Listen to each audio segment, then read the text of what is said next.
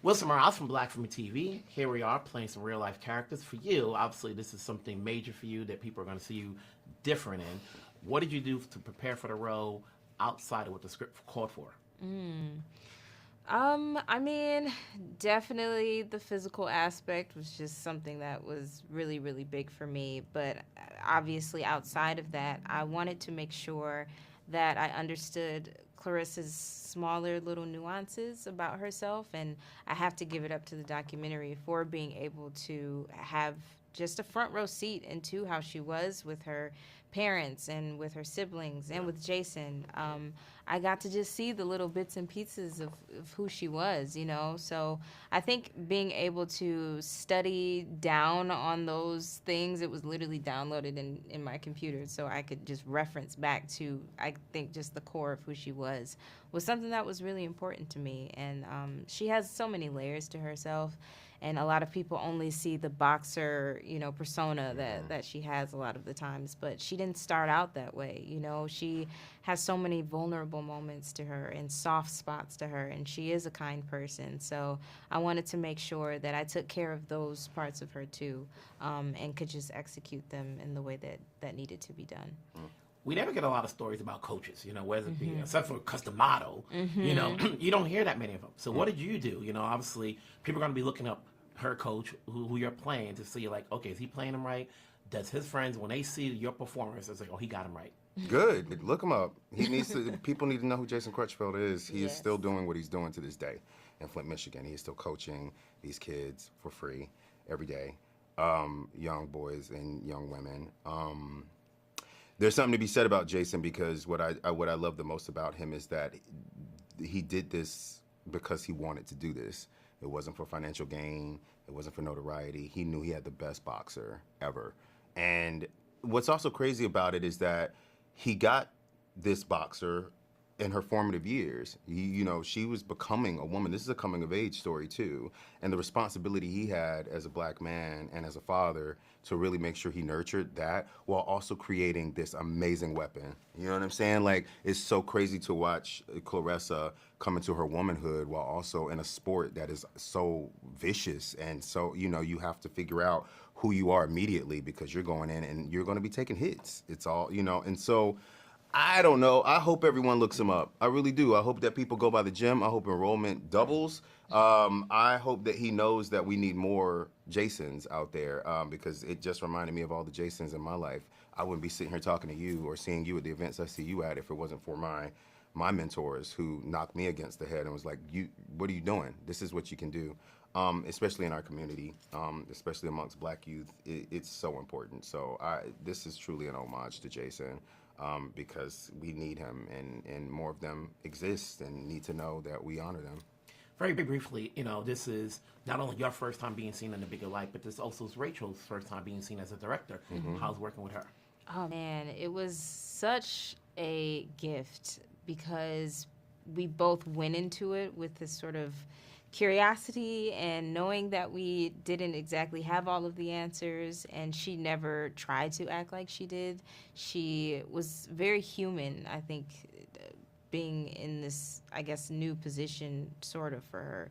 And she really leveled with me, and she treated me like an equal, and so did Brian. And I just appreciate them so much because they really created such a safe space for me, you know, and being someone where it is, you know, very intimidating a little bit and a little scared in moments. I think that it all really like washed away after being around them for the time that I did, and it was really special to be able to at the end just call her like one of my partners, you know, and someone that I've grown to love so much because she also believed in me when I don't think a lot of people would have for this part in particular, but she saw something and she stuck to that. So, and she did an incredible job, you know, and I just can't wait to see what she does next. And she's punk rock filmmaking, you know, she's punk rock, and it's really cool that she has the eye, like, as a cinematographer. Some of the best moments are when she took the camera herself and put it on her shoulder and got down to our level. Yeah. And you don't really see that. So, you know, we're really appreciative to Rachel.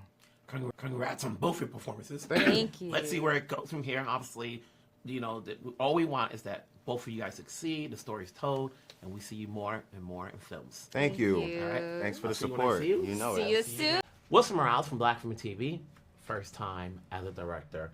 At what point did you say to yourself, it's time for me to get in front of that camera from this perspective?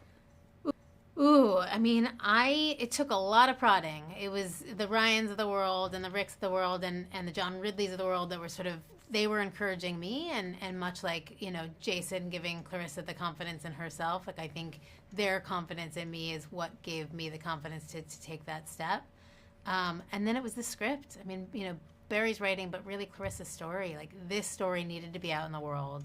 And, Barry and Alicia saw something in me to tell it. And I think there was, something I could relate to, obviously, being a female DP and also having these optics I had to jump through. But really, Claressa's so inspiring. And I was like, if I'm going to do it for anything, like, let's give this superhero her due. Why this film? I'm sure that, you wanted to direct. You said it was this script, but I'm sure there are others. But what was it about this script and her story that said, okay, I think I can do this one? And Barry, because people don't see Barry as just a screenwriter outside of directing. Well, Barry wrote this script always wanting a female director for it. And the why this script is sort of what I was just saying, is that I thought this story should be out there.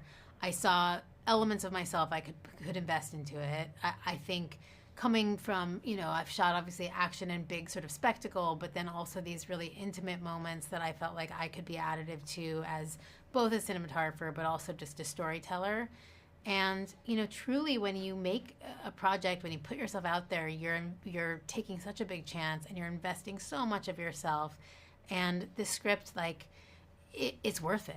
The messaging behind it, the inspiration, but also, like, we need to see more Black women kicking ass on screen to know that it's possible and real, for all of us, but out in the world. And I just think she earned it. She deserves it. Like, it's her. People should know this story, and so that was why this one. Because you are a cinematographer at heart, and obviously this is a sports movie, what was more important for you to get certain boxing shots? Because people want to see this, like, oh, we want to see more of the sport as opposed to the story, but we also want to see a balance of those two. How did that work out with, what you wanted to bring? My takeaway from watching every boxing film ever made is that the best ones, you care about the characters. It's not that, like, the action's so great. Like, if it's a movie that's all action and no character, who really cares? Like, and so I think it's actually, they work in conjunction with each other. It's because we care about these intimate moments, because we invest in Claressa as a human, that the boxing's more exciting, because there's more to lose. There's more at stake. I think beyond that, I tried to keep it really experiential and put the audience, square in her shoes, both so that they could build that empathy and feel like they've, experienced another life, but even in the ring, so that you are sort of ducking punches and you feel like you're, in this. And there's something so dynamic about the reason there's so many boxing films is it's like hand-to-hand combat in a small space. There's nothing more exciting than that. So to be able to, like, be close and wide often and really be in the ring with her, I think, allows kind of for both things, right? To be with her and invested in her, but also to be ducking punches because it's dynamic. What's your takeaway now that you've completed this movie, you've seen it, you've seen your reactions, that whatever you do next, you can say, I'm going to do the same or I'm going to do something different? Interesting. I mean, this has set the bar really high because I'm proud of it. And I've invested a lot of time in this film, but if I was asked to do it all over again, I absolutely would. So now I read these scripts, I mean, I guess in the same way I was before, but thinking, like, is this additive in the universe? Am I additive to it? And if it took many years of my life, would it be worth it? And there are many scripts that, while they are good, they're not worth it, or they are not personal.